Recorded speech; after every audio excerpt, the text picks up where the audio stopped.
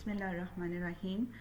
Operational amplifiers का आज हमारा सेकंड लेक्चर है, जिसमें हम डिस्कस करेंगे operational amplifier input modes and parameters. यानी हम ऑपरेशनल एम्पलीफायर्स के जो डिफरेंट इनपुट मोड्स होते हैं, सबसे पहले उनको डिस्कस करेंगे और देन हम इसके इम्पोर्टेंट पैरामीटर्स के बारे में डिस्कस करेंगे। इनपुट सिग्नल मोड्स हमने पीछे पढ़ा कि जो इनपुट सिग्नल स्टेज है ऑपरेशनल एम्पलीफायर की, वो एक डिफरेंशियल एम्पलीफायर स्टेज है, यानी जिसमें इन दो इनपुट्स के दरमियान अप्लाइड जो इनपुट है उसका डिफरेंस क्रिएट किया जाता है। तो इसमें हम देखते हैं कि पहले तो इसके लिए थोड़ा सा हम रिवाइज कर लें कि एक डिफरेंशियल एम्पलीफायर होता क्या है। तो ये एक साइड पे अगर आप देखें तो डिफरेंशियल एम्पलीफायर का सर्किट बना हुआ है। ये डिफरेंशियल एम्पलीफायर टू बीजीटीज यानी बाइपोलर जंक्शन ट्रांजिस्टर्स से मिला के ये सर्किट जो है ये बना हुआ है। इसमें जो ट्रांजिस्टर 1 है उसकी इनपुट है V1 जो कि बेस है, और इसी तरह ट्रांजिस्टर 2 इसकी इनपुट जो है वो V2 यानी कि इसकी बेस है। तो ये एक तरह के NPN ये दोनों NPN ट्रांजिस्टर हैं, जिसमें इनपुट जो है वो बेस पे दी जा रही है, और इनके जो एमिटर्स हैं वो एक दूसरे के साथ कपल्ड हैं, और साथ में यहाँ पे ये इसको एमिटर बाइसिंग की हुई है, ताकि जो करंट्स हैं वो एमिटर जो है वो करंट्स को परफेक्टली कंडक्ट कर सके। अच्छा, अब यहाँ पे कॉमन बाइसिंग है VCC। इसमें RC ट्रांजिस्टर 1 का कलेक्टर रेजिस्टेंस है, और ट्रांजिस्टर 2 का भी जो कलेक्टर रेजिस्टेंस है वो RC है, यानी दोनों के रेजिस्टेंसेस एग्जैक्टली सेम रखे जाते हैं, और इनकी बेस एमिटर वोल्टेजेस भी इनके इस तरह से रखी जाती हैं कि वो एक दूसरे के साथ परफेक्टली मैच करें। अगर थोड़ा सा भी स्लाइट मिस मैच आ जाए दोनों ट्रांजिस्टर्स में, तो ये एक अच्छा डिफरेंशियल एम्पलीफायर नहीं बन सकेगा। जब इसका बेसिक कॉन्सेप्ट क्या है कि सपोज हम क्या करें कि हमने ये ट्रांजिस्टर 2 की बेस को ग्राउंड कर दें। अगर हम ट्रांजिस्टर 2 की बेस को ग्राउंड कर दें तो क्या होगा कि आप और ट्रांजिस्टर 1 की बेस पे आप पॉजिटिव सिग्नल जो है वो अप्लाई करें। ट्रांजिस्टर 1 की बेस पे जब आपने पॉजिटिव सिग्नल अप्लाई किया, सपोज ये आपने पॉजिटिव सिग्नल ट्रांजिस्टर 1 की बेस पे क्रिएट किया, उसकी वजह से क्या होगा कि ये जो पॉजिटिव सिग्नल जो अपने बेस पे अप्लाई किया, ये आपको यहाँ आउटपुट, ये इसकी आउटपुट है ट्रांजिस्टर 1 की, ये आउटपुट है, जिसको मैं इस आउटपुट को भी 1 का डेजिग्नेट कर लेती हूँ। यहाँ पे आपको इन्वर्टेड एम्पलीफाइड सिग्नल मिलेगा ऐसे, यानी जब आप पॉजिटिव अप्लाई कर रहे हैं तो आपको आउटपुट ट्रांजिस्टर 1 की आउटपुट पे इन्वर्टेड एम्पलीफाइड सिग्नल जो है वो मिलेगा। अच्छा, और इसी तरह जब पूरा आपका अगर नेगेटिव साइकिल आया है तो फिर क्या होगा कि ये इस तरह से आपके पास ऐसे ये आउटपुट इसकी बन गई।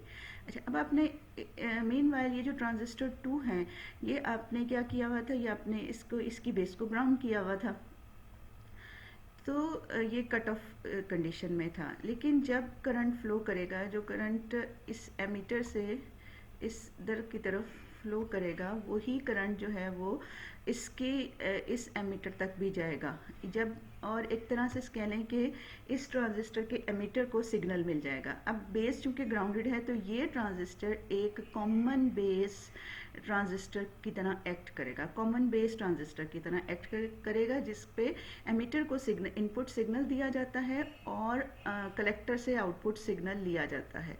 तो अब जो वोल्टेज यहाँ पे क्रिएट होगी एमिटर और बेस के दरमियान, वो वोल्टेज जो है ये कलेक्टर पे जाके आपको एम्पलीफाइड फॉर्म में मिलेगी।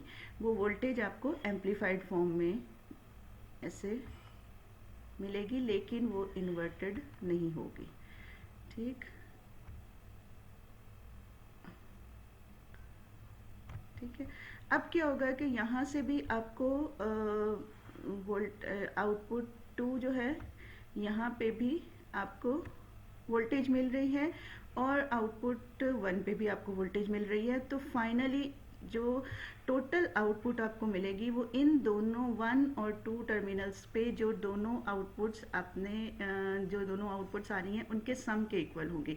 अगर जिस पॉइंट्स पे एक दूसरे का इफेक्ट एक दूसरे को ऑपोजिट डायरेक्शन में होंगी तो एक दूसरे का इफेक्ट कैंसिल कर रही होंगी, अगर सेम डायरेक्शन में होंगी तो एक दूसरे का इफेक्ट जो है ये बढ़ा रही होंगी। तो इस तरह से जो आपको आउटपुट मिलेगी, टोटल आउटपुट, वो एक डिफरेंशियल आउटपुट कहलाएगी। डिफरेंशियल आउटपुट यानी इन दोनों आउटपुट्स के डिफरेंस के बराबर आपको आउटपुट जो है वो मिलेगी। तो ये तो है अगर आपने किसी एक टर्मिनल, सेम इसी तरह अगर आप इसको ट्रांजिस्टर 1 की बेस को ग्राउंड कर देते हैं और सिग्नल अप्लाई करते हैं ट्रांजिस्टर 2 की बेस पे, तो भी आपको सेम इसी तरह का इफेक्ट जो है वो मिलेगा।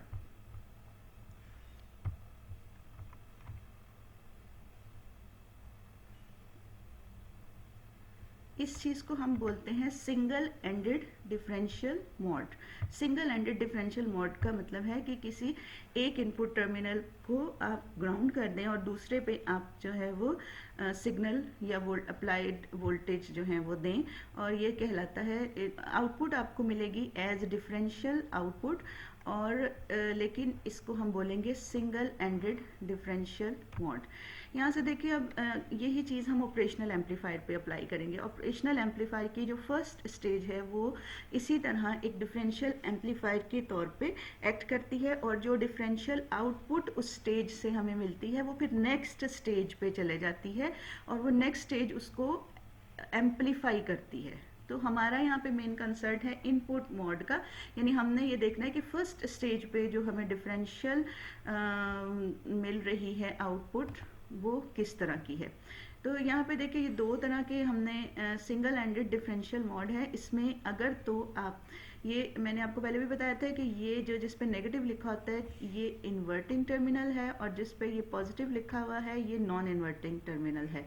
यहाँ पे आपने क्या किया कि जो नॉन इन्वर्टिंग टर्मिनल है उसको ग्राउंड कर दिया और जो इन्वर्टिंग टर्मिनल है उस पर वी इन यानी इनपुट वोल्टेज उस पर अप्लाई की। ठीक है, अब आपको आउटपुट जो मिलेगी वो इन दोनों टर्मिनल्स की डिफरेंशियल आउटपुट के तौर पे आपको आउटपुट मिलेगी। तो आउटपुट जो होगी वो इनपुट से आउट ऑफ फेज होगी। क्यों? क्योंकि आपने इनपुट किस टर्मिनल को दिया, आपने इन्वर्टिंग को दिया। इन्वर्टिंग पे देंगे तो आउटपुट आपको आउट ऑफ फेज मिलेगी। जैसे सपोज जब इसका साइकिल ऐसे आएगा तो यहाँ पे आउटपुट आपकी ऐसे बनेगी, जब इस ऐसे तो आउटपुट जो है ये सिग्नल ऐसे मिलेगा। ठीक है, इन्वर्टेड 180 डिग्री की फेज शिफ्ट पे चले जाएगा। अच्छा, अब इसमें देखते हैं non inverting mode. Input signal eight positive terminal, input signal अगर हमारा ये हमने खैर इस वक्त इन्वर्टिंग मोड किया है तो ये इसको इस पॉइंट पे हम चले जाते हैं। ये देखें इन्वर्टिंग मोड। इन्वर्टिंग मोड क्या है? Input signal eight negative terminal, output opposite in phase two the applied input signal. जब आप जो है इनपुट सिग्नल को अप्लाई करेंगे नेगेटिव टर्मिनल पे तो आउटपुट जो है आपको अपोजिट मिलेगी। जैसी फेज इनपुट की आ रही है उससे उलट फेज आपको आउटपुट पे मिलेगी। ठीक है, अब आ जाए दूसरी तरफ। ये देखें यहाँ पे आपने ये अब बी फिगर में देखें जो इनपुट आपने अप्लाई की है वो अब आप दे रहे हैं नॉन इन्वर्टिंग टर्मिनल पे। नॉन इन्वर्टिंग टर्मिनल पे जैसे ही आप इनपुट देंगे एम्पलीफाइड फॉर्म में, वैसे ही इनपुट आपको आउटपुट पे उसी फेज में आपको आउटपुट पे मिलेगी ऐसे। तो बीच में जो दरमियान में इनपुट और आउटपुट के दरमियान क्या होता है वो मैंने आपको पहले बता दिया कि ये जैसे डिफरेंशियल एम्पलीफायर में जब आप एक टर्मिनल को ग्राउंड करते हैं दूसरे पे इनपुट देते हैं तो एक्चुअली वो जो आउटपुट आपको दोनों ही टर्मिनल से मिल रही होती है, लेकिन टोटल जो है वो एज डिफरेंशियल आपको मिलेगी। तो इस तरह से ये हम कह सकते हैं कि इसकी जो इन अंदर का प्रोसेस है वो एक डिफरेंशियल एम्पलीफायर का प्रोसेस है। अच्छा, सिंगल एंडेड के बाद जो differential mode, second differential mode है वो है double ended differential mode. Double ended differential mode ये होगा कि अगर आप जो है वो terminal, negative terminal and positive terminal दोनों ही पे इनपुट दें, लेकिन ये इनपुट शर्त ये होती है कि ये इनपुट आउट ऑफ फेज होनी चाहिए। यानी अगर आप इनपुट 1 दे रहे हैं और उसका पॉजिटिव साइकिल पहले आ रहा है तो इनपुट 2 का नेगेटिव साइकिल पहले आना चाहिए। तो फिर ये इसको प्रोसेस करेगा ये, और आपको जो टोटल आउटपुट मिलेगी वो इन दोनों के डिफरेंस के इक्वल हो गई, यानी वो एक डिफरेंशियल आउटपुट होगी, और वो डिफरेंशियल आउटपुट आपको यहाँ पे आउटपुट में मिलेगी। अब जैसे यहाँ पे फिगर में देख रहे होंगे आपके इनपुट 1 जो है ये ऐसे पॉजिटिव है और इनपुट 2 जो है ये ऐसे नेगेटिव है। तो आपको जो इन दोनों के टोटल के तौर पे जो यहाँ पे टोटल इनपुट होगी वो एक डिफरेंशियल इनपुट होगी, और वो डिफरेंशियल इनपुट आगे फर्दर प्रोसेस होके एम्पलीफाई होके आपको मिलेगी आउटपुट पे। आप इसको इस तरह से इक्विवेलेंट सर्किट के तौर पे ऐसे भी शो कर सकते हैं कि आप एक कॉमन वोल्टेज सप्लाई दोनों टर्मिनल्स के साथ लगा दें। अब चूंकि एक इन्वर्टिंग है एक नॉन इन्वर्टिंग है तो ऑलरेडी दोनों जो हैं वो एक दूसरे के साथ एक आउट ऑफ फेज सिग्नल हो जाएगा। अच्छा, अब डिफरेंशियल मोड के बाद दूसरा जो इनपुट मोड है वो होता है कॉमन मोड। कॉमन मोड हम नॉइज़ रिजेक्शन वगैरह के लिए या अनवांटेड सिग्नल्स के लिए हम कॉमन मोड डिफरेंशियल इसका ऑपरेशनल एम्पलीफायर का अमूमन रखते हैं। कॉमन मोड का मतलब ये है कि इनपुट 1 और इनपुट 2 दोनों ही दी जा रही हैं, लेकिन दोनों पे सिग्नल जो है वो इन फेज होता है। यानी अगर इस पे पॉजिटिव साइकिल है तो इस पे भी पॉजिटिव साइकिल आएगा, इस पे नेगेटिव है तो इस पे भी नेगेटिव आएगा। और जब ये दोनों ही एक दूसरे के साथ जो है ये मिलेंगी तो डिफरेंशियल आउटपुट आपको आइडियली ज़ीरो मिलनी चाहिए। क्यों मिलनी चाहिए? क्योंकि एक अगर इसका पॉजिटिव साइकिल है तो ये इन्वर्ट हो जाएगा, नेगेटिव बन जाएगा, और इसका पॉजिटिव ही रहेगा। दोनों जब एक दूसरे के साथ मिलेंगे, अब चूंकि दोनों ही सिग्नल सेम फ्रीक्वेंसी के होने चाहिए, सेम एम्पलीट्यूड के होने चाहिए, तो और सेम ही उनकी फेज होती है, तो जब वो एक दूसरे के साथ मिलते हैं तो एक दूसरे का इफेक्ट जो है वो कैंसिल कर देते हैं और टोटल आउटपुट आपको 0 वोल्ट मिलती है। तो कॉमन मोड अमूमन उस जगह पे अप्लाई होता है कि जैसे अगर आपके पास अगर किसी लाइन से एनर्जी रेडिएट हुई है, जैसे सपोज एक लाइन में एक करंट की लाइन में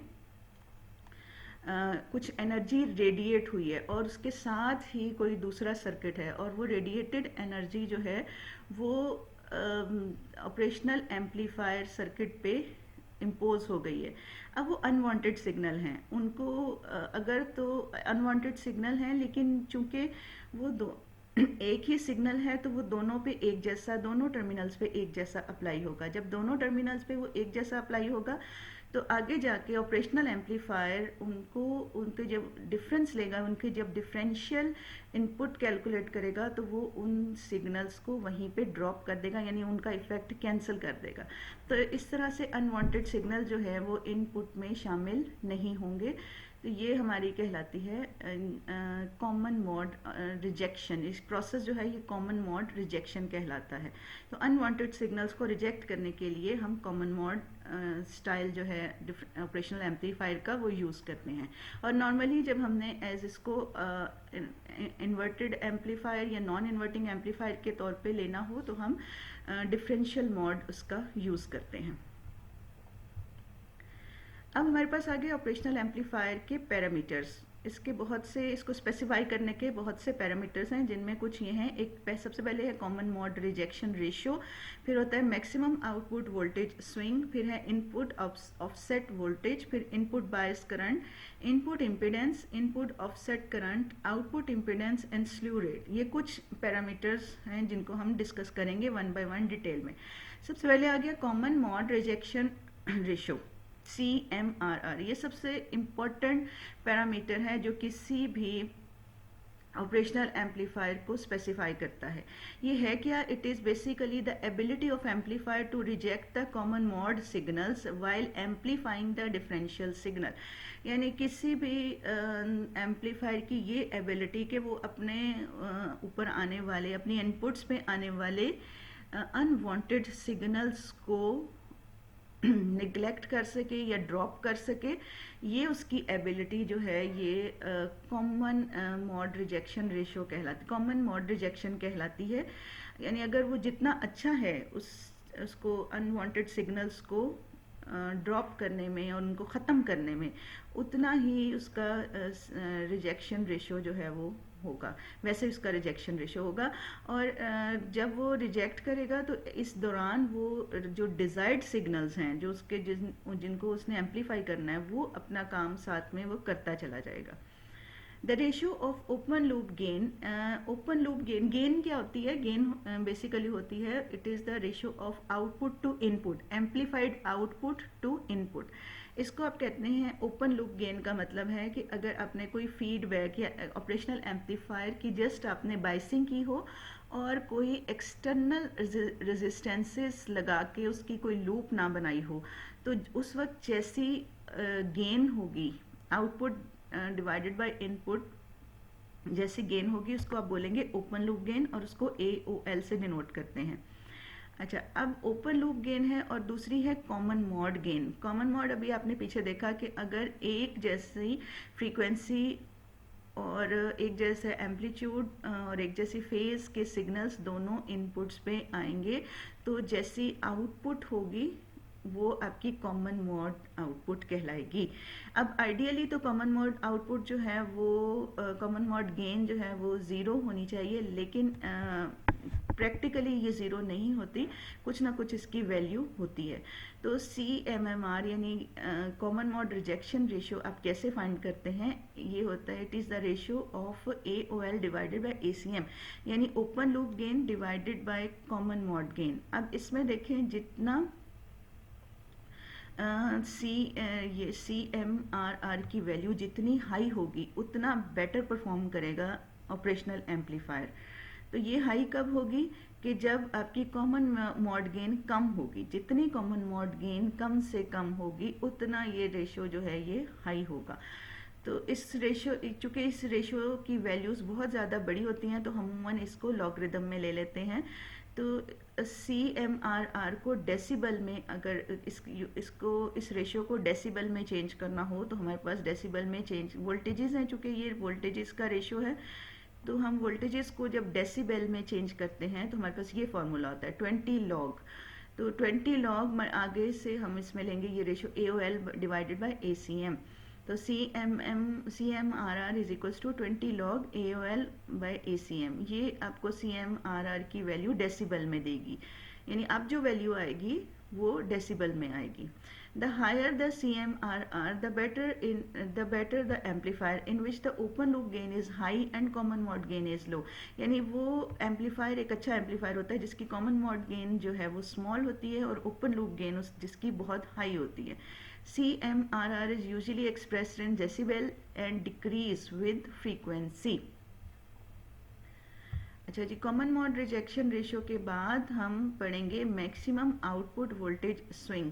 ये वो आउटपुट वोल्टेज है जितनी मैक्सिमम कोई भी ऑपरेशनल एम्पलीफायर अपनी आउटपुट पे कितनी मैक्सिमम वोल्टेज दे सकता है, ये होती है मैक्सिमम आउटपुट वोल्टेज स्विंग। इसको हमने PP का मतलब है peak to peak. With no input signal the output of an operational amplifier is ideally zero. अब अगर आपने कोई इनपुट सिग्नल नहीं दिया तो आउटपुट को क्या होना चाहिए? आइडियली इसको ज़ीरो होना चाहिए। तो ऐसी जब ज़ीरो आउटपुट हो और ज़ीरो इनपुट हो तो हम इसको कहते हैं this is quiescent output voltage. इसको हम क्वाइसेंट आउटपुट वोल्टेज का नाम देते हैं। With an input signal applied, अब जब आपने इनपुट सिग्नल अप्लाई किया, ideally peak to peak output signals are, तो जो पीक टू पीक सिग्नल्स हैं वो आपके किसके इक्वल होंगे? प्लस माइनस VCC के। यानी अगर आपको पॉजिटिव आउटपुट मिलेगी तो वो प्लस वीसीसी से एक्सीड नहीं कर सकती, और अगर आपको नेगेटिव आउटपुट मिलेगी तो वो माइनस वीसीसी से एक्सीड नहीं कर सकती। जितनी हमारी बाइसिंग वोल्टेज होती है, आउटपुट कभी भी ऑपरेशनल एम्पलीफायर की उस वैल्यू से एक्सीड नहीं करती, और अगर एम्पलीफायर ने उससे ज़्यादा आउटपुट क्रिएट करनी हो तो भी एम्पलीफायर नहीं कर सकता और एक सैचुरेशन लेवल क्रिएट हो जाती है। Practically V out peak to peak varies with the load and increases directly with the load resistance। जो प्रैक्टिकली हमारी आउटपुट वोल्टेज स्विंग है वो थोड़ा सा लोड के साथ वेरी करती है। आइडियली उसको लोड के साथ वेरी नहीं करना चाहिए, उसको बस मैक्सिमम उसकी वैल्यू प्लस वीसीसी और मिनिमम उसकी वैल्यू माइनस वीसीसी हो सकती है। लेकिन हमने ये देखा कि प्रैक्टिकली अगर हम लोड बढ़ा देते हैं, जो उसका यूजेज है वो बढ़ा देते हैं, तो उससे ये वोल्टेज स्विंग जो है ना वो थोड़ी सी बढ़ जाती है, increases directly with the load resistance. Operational amplifier that operates on single supply use the terminology VOH and VOL for maximum and minimum output voltage. यानी अगर एक operational amplifier single supply use कर रहा है तो फिर उसकी यानी प्लस वीसीसी और माइनस वीसीसी इकट्ठी इस्तेमाल नहीं कर रहा, सिंगल सप्लाई है, तो फिर हम VO पीक टू पीक की बजाय हम मैक्सिमम पॉजिटिव वोल्टेज के लिए यूज़ करेंगे VOH, और मिनिमम वोल्टेज के लिए जो टर्म यूज़ करेंगे वो VOL है। अगर आपके पास सपोज एक ये देखा गया कि कुछ एग्जाम्पल्स में एक ऑपरेशनल एम्पलीफायर जिसको आपने बाइसिंग वोल्टेज यानी VCCD प्लस माइनस 15 वोल्ट, ठीक है, अब उसकी जो डाटा शीट पे उसकी maximum voltage output voltage swing जो उसकी लिखी हुई है वो है प्लस माइनस 13 वोल्ट। और अगर आप उसमें ये देखा गया कि 2 किलो ओम तक का आउटपुट लोड रेजिस्टेंस लगाते हैं तो वो प्लस माइनस 13 वोल्ट से एक्सीड नहीं करती। लेकिन वही एम्पलीफायर में अगर आप 2 के साथ आप 2 किलो एम्पियर की बजाय 2 किलो ओम की बजाय आप उसको लोड रेजिस्टेंस को अगर आप ले जाते हैं 10 किलो ओम पे, यानी लोड रेजिस्टेंस आपने बढ़ा दिया, तो आप ये देखेंगे कि जो ये मैक्सिमम आउटपुट वोल्टेज स्विंग है वो प्लस माइनस 13 से एक्सीड करके 15 पे तक चली जाएगी या 14 तक पे चली जाएगी, यानी थोड़ा सा वो वेरी कर जाती है। अच्छा, अब है हमारे पास input offset voltage. Input offset voltage क्या होती है? Ideally output of an operational amplifier is 0 volt if input is 0 volt. Ideal amplifier में अगर आप कोई इनपुट नहीं देते तो आउटपुट भी आपको 0 मिलनी चाहिए, लेकिन a small DC voltage will appear at the output when no input voltage is applied। लेकिन प्रैक्टिकली हम ये देखते हैं कि थोड़ी सी आउटपुट डीसी वोल्टेज जो है वो आपको आउटपुट पे नज़र आती है जब आपने इनपुट सिग्नल नहीं दिया होता। इनपुट सिग्नल आपने नहीं दिया लेकिन फिर भी कुछ थोड़ी सी डीसी वोल्टेज आउटपुट पे आपको नज़र आती है। अच्छा, अब अगर आप देखें कि आउटपुट पे ऑलरेडी वोल्टेज है तो आपने बाहर से जब सिग्नल दिया तो टोटल जो आउटपुट मिलेगी क्या वो एग्जैक्ट आउटपुट होगी? नहीं, उसमें वो थोड़ा सा जो आपको ऑलरेडी 0 वोल्ट पे भी जो थोड़ी सी वोल्टेज मिल रही थी वो इस नई जब आपने न्यू सिग्नल अप्लाई किया उसकी वजह से जो आउटपुट बनी उसमें वो ऐड हो गया। और अगर उसमें ऑपोजिट फेज में है तो वो उसमें से सब्ट्रैक्ट हो गया, तो आपके पास जो वेरी कर जाएगी, यानी आपकी आउटपुट एग्जैक्ट आउटपुट नहीं होगी, वो इफ़ेक्ट होगी उस थोड़ी सी स्मॉल डीसी वोल्टेज की वजह से जो ऑलरेडी उसके टर्मिनल्स पे है। तो फिर हम क्या करते हैं कि हम किसी भी ऑपरेशनल एम्पलीफायर को सबसे पहले क्या करते हैं, उसको हम थोड़ी सी डीसी वोल्टेज इनपुट पे देते हैं। और वो डीसी वोल्टेज हम इनपुट पे इसलिए देते हैं ताकि जो आउटपुट पे डीसी वोल्टेज है वो इनपुट जो है वो उस आउटपुट वाली डीसी को ज़ीरो कर सके। उसको फोर्स करे कि वो जीरो पे हो जाए। जैसे हम किसी भी इंस्ट्रूमेंट की कैलिब्रेशन करते हैं, इसी तरह से हम क्या करते हैं, differential DC voltage is required between the inputs to force the output to 0 volt. इसको यूज़ करने से पहले हम उस थोड़ी सी वोल्टेज को पहले ख़त्म करते हैं, और जितनी वोल्टेज हमें बाहर से देनी पड़ती है उस ऑलरेडी एग्जिस्टिंग आउटपुट वोल्टेज के लिए, वो हमारी कहलाती है input offset voltage. This is called input offset voltage, VOS से हम इसको डेजिग्नेट करते हैं, और ये ज़्यादातर 2 मिली वोल्ट या इससे भी कम इसकी वैल्यू होती है। अब आ जाइए इनपुट बायस करंट क्या होता है।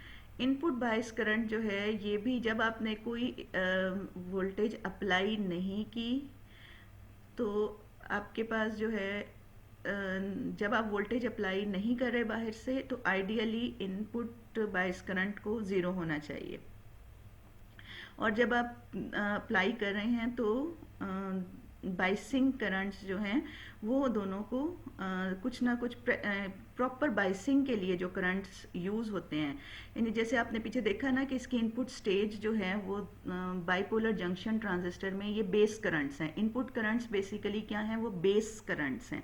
तो बेस करंट्स जो हैं वो ज़रूरी हैं दोनों ट्रांजिस्टर्स की, दोनों जो ट्रांजिस्टर 1 और ट्रांजिस्टर 2 की बाइसिंग के लिए बेस करंट्स जो हैं वो ज़रूरी हैं प्रॉपर बाइसिंग के लिए। तो अगर वो बाइसिंग करंट्स एक पर्टिकुलर वैल्यू से स्मॉल होंगे तो जो एम्पलीफायर है वो कंडक्ट ही नहीं करेगा, वो ऑन ही नहीं होगा। तो हमें एक पर्टिकुलर वैल्यू, हमें मिनिमम कितना इनपुट बायस करंट चाहिए कि जिससे जो इनपुट स्टेज है वो एक्टिव हो जाए, उसको फाइंड करने के लिए हम ये फार्मूला इस्तेमाल करते हैं, I bias is equals to I1 plus I2 divided by 2। यानी I1 plus I2 divided by 2 ये इन दोनों इनपुट्स का जो करंट है उनकी एवरेज है। तो input bias current is the average of both input currents. और ये किस लिए होता है, the DC current required by the inputs of the amplifier to properly operate the first stage. First stage को प्रॉपरली ऑपरेट करने के लिए जितना मिनिमम, किसी एक इनपुट को जितना मिनिमम करंट चाहिए वो इनपुट बायस करंट होता है। और इसको फाइंड हम इस तरह से करते हैं कि दोनों इनपुट्स के करंट को ऐड करके 2 पे डिवाइड करके एवरेज करंट जो आता है उसको हम इनपुट बायस करंट कहते हैं। नेक्स्ट आ जाइए इनपुट इम्पिडेंस। इनपुट इम्पिडेंस क्या होती है, is the total resistance between inverting and non inverting inputs. Inverting inputs और नॉन इन्वर्टिंग इनपुट्स के दरमियान जितने रेजिस्टेंसेज हैं उन सब को कंबाइन कर लें तो वो इम्पिडेंस बन जाएगी। तो वो टोटल इम्पिडेंस जो इन्वर्टिंग से नॉन इन्वर्टिंग टर्मिनल तक करंट को मिलेगी उसको आप कहते हैं इनपुट इम्पिडेंस। डिफरेंशियल, इसमें भी 2 तरह की इनपुट इम्पिडेंसेस आ जाती हैं। एक, जब आपका जो ऑपरेशनल एम्पलीफायर है अगर डिफरेंशियल मोड में काम कर रहा है तो हम इसकी इनपुट इम्पिडेंस इस तरह से लेते हैं, यानी डिफरेंशियल, इसको हम कहते हैं डिफरेंशियल इनपुट इम्पिडेंस। ये होती है total resistance between inverting and non inverting inputs. जितना टोटल रेजिस्टेंस है इन्वर्टिंग से नॉन इन्वर्टिंग के दरमियान, ये टोटल रेजिस्टेंस जो है ये इनपुट इम्पिडेंस कहलाती है in case of differential mode. और अगर हमारे पास कॉमन मोड है तो फिर जो टोटल इम्पिडेंस है वो इस तरह से होगी कि it is the common and the common mode input impedance total resistance between each input and the ground. Her input और ग्राउंड के दरमियान, जैसे ये देखें यहाँ पे इसको हम कैसे शो कर रहे हैं कि जो इन्वर्टिंग टर्मिनल है उसका रेजिस्टेंस और साथ में ग्राउंड, और इसी तरह नॉन इन्वर्टिंग टर्मिनल उसका रेजिस्टेंस और साथ में ग्राउंड। या इस तरह से आप कह सकते हैं कि ये किसी भी एक इनपुट के करंट के लिए रेजिस्टेंस और साथ में उसके लिए रेजिस्टेंस टर्मिनल से ग्राउंड तक जितना रेजिस्टेंस मिलेगा किसी एक इनपुट करंट को, उसको हम बोलेंगे कॉमन मोड इनपुट इम्पिडेंस। तो यूजुअली इनपुट इम्पिडेंसेस जो हैं ऑपरेशनल एम्पलीफायर की वो बहुत हाई होती हैं। आइडियल एम्पलीफायर में तो इसको इन्फिनिट होना चाहिए, लेकिन प्रैक्टिकली ये इन्फिनिट नहीं होती, बल्कि कुछ ना कुछ इनकी वैल्यू जो है इन्फिनिट से थोड़ी कम होती है, लेकिन वैसे ये इम्पिडेंसेस बहुत ज़्यादा हाई होती हैं। अच्छा जी, अब ये हमारे पास आ गया एक पैरामीटर, इसको हम बोलते हैं input offset current. Input offset current क्या है? It is the difference of input bias currents. जो इनपुट बायस करंट्स हैं, आइडियली इनपुट बायस करंट्स को सेम होना चाहिए, क्योंकि दो जो आपके डिफरेंशियल एम्पलीफायर में, आपने बीजेटीज वाले डिफरेंशियल एम्पलीफायर में देखा कि जो दोनों करंट्स हैं, दोनों ट्रांजिस्टर्स के जो करंट्स हैं वो अगर चूँकि कलेक्टर रेजिस्टेंसेस उनके सेम होते हैं और दोनों ट्रांजिस्टर्स की बहुत ही एग्जैक्ट एक दूसरे के साथ मैचिंग होती है, तो दोनों करंट्स जो आ रहे हैं, दोनों करंट्स जो दोनों ट्रांजिस्टर्स में से जो करंट्स फ्लो कर रहे हैं उनको क्या होना चाहिए? उनको सेम होना चाहिए। या आप जो इनपुट्स पे दें, दोनों की इनपुट्स पे करंट जितना दें, अगर सेम वोल्टेजेस आप दोनों की इनपुट्स पे अप्लाई कर रहे हैं तो दोनों करंट्स जो प्रोड्यूस हुए हैं वो दोनों करंट्स को सेम होना चाहिए और उनका डिफरेंस जो है उसको ज़ीरो होना चाहिए। लेकिन ऐसा आइडियल ऑपरेशनल एम्पलीफायर में तो हो सकता है, लेकिन प्रैक्टिकल में ऐसा मुमकिन नहीं है। तो थोड़ा सा जो क्रिएट होता है, थोड़ा सा डिफरेंस रह जाता है, यानी ज़ीरो से हट के कुछ थोड़ा सा जो डिफरेंस I1 और I2 में रह जाता है, उस वैल्यू ऑफ करंट को आप कहते हैं input offset current. It is the difference of input bias current. इसको हम फाइंड कैसे करते हैं कि हमारे पास जितने दोनों इनपुट बायस करंट्स हैं उनका हम डिफरेंस ले लेते हैं। जैसे यहाँ देखें, ये VB1 है और ये VB2 है और ये हमने इसमें कॉमन मॉड लिया हुआ है। कॉमन मॉड में तो बिल्कुल इनको एक दूसरे के एग्जैक्टली इक्वल होना चाहिए I1 और I2 को, क्योंकि सेम सिग्नल हम सेम फ्रीक्वेंसी सेम एम्पलीट्यूड का सिग्नल दोनों टर्मिनल्स पे अप्लाई करते हैं। तो ऐसे में I1 और I2 को सेम होना चाहिए, लेकिन ये सेम नहीं होते। थोड़ा सा स्लाइट मिस मैचिंग की वजह से थोड़ा सा डिफरेंस इनका रह जाता है। और वो डिफरेंस क्या होता है? वो डिफरेंस आगे जाके एम्पलीफाई हो जाता है और एम्पलीफाई होके वो आउटपुट में शामिल हो जाता है। तो इसलिए इनपुट ऑफसेट करंट को बहुत ही कम होना चाहिए, बहुत ही माइनर होना चाहिए, क्योंकि इसको टोटली अवॉइड करना हमारे इसके पॉसिबल नहीं है।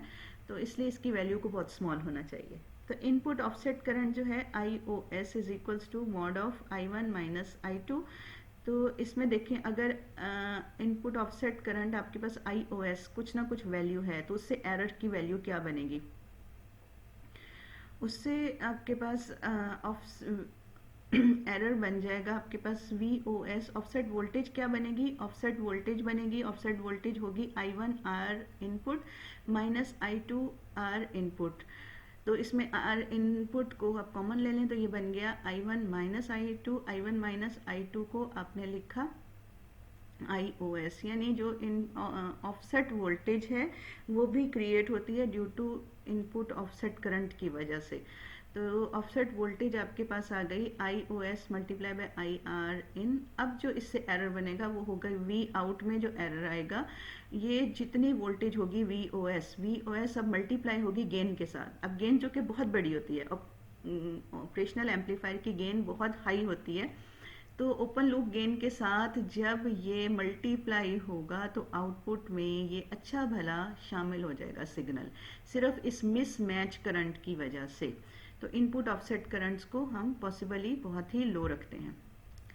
आउटपुट इम्पिडेंस क्या होती है? It is the resistance viewed from output terminal of the operational amplifier. Output terminal से अगर हम अंदर की तरफ देखें तो जितना आउटपुट करंट को टोटल रेजिस्टेंस मिल रहा है वो उसके लिए आउटपुट इम्पिडेंस है। It is indicated as G out, और आइडियल ऑपरेशनल एम्पलीफायर में जी आउट को ज़ीरो होना चाहिए, लेकिन प्रैक्टिकली ये ज़ीरो नहीं होती, इसकी भी कुछ ना कुछ वैल्यू होती है, लेकिन हम इसकी वैल्यूज़ पॉसिबली इसकी मैन्युफैक्चरिंग में इसकी इस तरह से की जाती है कि इसकी वैल्यू कम से कम रहे। फिर एक और टर्म आ गई जिसको हम बोलते हैं slew rate. It is the maximum rate of change of output voltage in response to a step input voltage. यानी अगर आपने एक स्टेप इनपुट वोल्टेज अप्लाई की, स्टेप इनपुट वोल्टेज क्या होती है कि जिसमें आप वोल्टेज का एक लेवल अप्लाई कर रहे होते हैं और एक पर्टिकुलर टाइम पीरियड के बाद वो लेवल एकदम से रेज कर जाता है और उसी पे कांस्टेंट हो जाता है, फिर एकदम से वापस आ जाता है या ज़ीरो पे आ जाता है या मिनिमम पे आ जाता है। तो ऐसी वोल्टेज को आप बोलते हैं स्टेप वोल्टेज। तो ऐसी वोल्टेज जो साइनोसाइडल ना हो, स्टेप वोल्टेज हो, उसको हमने, ये एक ऑपरेशनल एम्पलीफायर एक टेस्ट सर्किट है, इसमें इस ऑपरेशनल एम्पलीफायर में हमने इस टाइप की जो इनपुट, स्टेप इनपुट अप्लाई की। अच्छा, अब ये फिगर में आप देखें, यहाँ पे ऊपर देखें तो ये आपकी इनपुट है। इनपुट पहले ऐसे देखें, ये ज़ीरो पे है, और बल्कि ज़ीरो पे नहीं है, ये नेगेटिव मैक्सिमम पे है। नेगेटिव मैक्सिमम पे है काफ़ी देर से, और उसके बाद ये एकदम से राइज करती है और ये पॉजिटिव मैक्सिमम पर पहुंच जाती है, और फिर फॉर द टाइम बिंग ये पॉजिटिव मैक्सिमम पे रहती है। उसके लिए टाइम जितना भी हो उसमें पॉजिटिव मैक्सिमम पे रहती है। अब ऐसे में जो आउटपुट है वो कैसी आ रही है इस टेस्ट सर्किट में, जब आपकी इनपुट वोल्टेज नेगेटिव मैक्सिमम पे थी तो आपकी आउटपुट भी नेगेटिव मैक्सिमम पे है। अच्छा, अब जब नेगेटिव मैक्सिमम से एकदम से पॉजिटिव मैक्सिमम पे इनपुट चली गई, तो आउटपुट जो है वो एकदम से पॉजिटिव मैक्सिमम पे नहीं गई, बल्कि आउटपुट जो है वो स्लाइटली इंक्रीज करती, लीनियरली इंक्रीज करती करती करती इतने, यानी डेल्टा टी टाइम के बाद वो कहीं पॉजिटिव मैक्सिमम पे जाके पहुंची है। तो ये जो टाइम का डिले हुआ है कि वो तो फौरन इनपुट जो है वो पॉजिटिव मैक्सिमम पे आ गई, लेकिन ये पॉजिटिव मैक्सिमम पे आने पे इसने ये टाइम लिया है, जो टाइम कहला रहा है आपका डेल्टा टी, ये टाइम डिले इसमें आया है, ये इसका रिस्पॉन्स है। एम्पलीफायर कितना फौरी रिस्पॉन्स करता है इनपुट को, ये चीज़ उसका स्ल्यू रेट कहलाती है। अब हमने ये देखना है कि स्ल्यू रेट का फिर हम क्या, इसको फाइंड करने के लिए फॉर्मूला क्या लेते हैं, ये हम ले रहे हैं delta we out by delta T. अभी देखें ना, यहाँ से ये जितनी ये स्लोप हाई होगी उतना इसका मतलब है कि एम्पलीफायर ने फौरी रिस्पॉन्स किया है। जितनी ये स्लोप इसकी कम होगी उतना एम्पलीफायर ने देर से रिस्पॉन्स किया है। तो स्ल्यू रेट को फाइंड करने के लिए हमें इस स्लोप को फाइंड करना चाहिए। तो ये एक ट्राइंगल बन गया, ट्राइंगल की स्लोप क्या होती है, ये देखें यहाँ, ये इसकी परपेंडिकुलर डिवाइडेड बाय बेस। इस वक्त परपेंडिकुलर क्या है, ये वी माइनस से लेकर वी प्लस तक की वोल्टेज, जिसको आप बोल रहे हैं डेल्टा वी आउट, और एक्स इसकी बेस क्या है, डेल्टा टी। तो ये बन गया delta we out by delta T. इसमें डेल्टा वी आउट क्या है, positive maximum minus minus negative maximum, यानी अपर और लोअर लिमिट के दरमियान जो वोल्टेजेस के दरमियान जो डिफरेंस है। तो ये आप अगर इसकी प्रॉपर वेव को देखें तो ये इस तरह से बन रही है। इट इज़ स्ल्यू रेट असल में क्या है, it is the measure of how fast the output can follow the input signal, कितनी तेज़ी से आउटपुट सिग्नल इनपुट सिग्नल को फॉलो करता है। इसमें जो रेड सिग्नल है ये आउटपुट सिग्नल है, जबकि ब्लू सिग्नल जो है वो इनपुट सिग्नल है। अब देखें, ब्लू इनपुट सिग्नल जो है वो पहले आ रहा है, जबकि रेड सिग्नल थोड़ा सा डिले है, डिले होके वो उसी वैल्यू पे पहुंच रहा है। तो ये स्ल्यू रेट हमें बताता है कि कोई एम्पलीफायर कितना तेज़ी से रिस्पॉन्स कर रहा है। अब एक एग्जाम्पल है जिसमें हम स्ल्यू रेट को फाइंड कर रहे हैं। अगर ये देखें, ये एक सिग्नल दिया हुआ है, एक रिस्पॉन्स दिया हुआ है आउटपुट का। आउटपुट देखें यहाँ पे, ये यहाँ तक है 9 वोल्ट, फिर है 10 वोल्ट, यानी maximum value plus we maximum जो है ये कहाँ से शुरू हो रही है, 9 वोल्ट से।